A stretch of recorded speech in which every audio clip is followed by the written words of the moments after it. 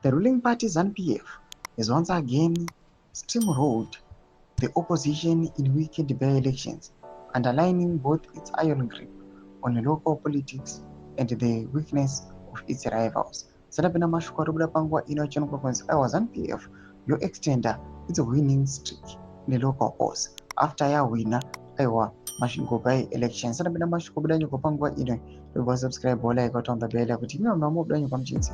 According to um, official results from the ZEC Zimbabwe Electoral Commission, ZEC ZANU-PF Sishoniwa Sibarashi crashed 4 challengers in Mashingosi Ward 7, taking 703 votes, more than 3 times the tally of his nearest competitor.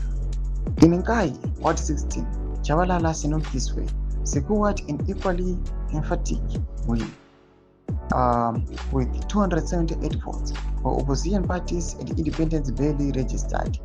But beyond the predictable victories lie a more sobering picture of voter turnout was dismal.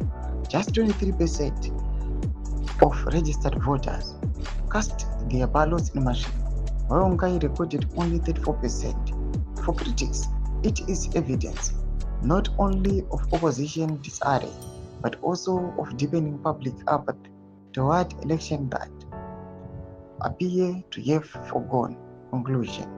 The pattern has become familiar.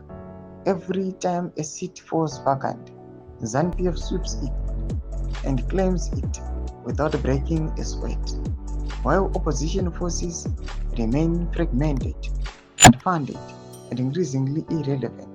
For Christine Emerson Mnangagwa's party, these wins keep its dominance unchallenged. Thomas Warubuda Pangwa ine Pamzuru Palma victories are to the ruling party ZANU-PF. Now section videos of Pro A or could you Pamzuru Chit Sound subscribe or like, chat on the bell icon.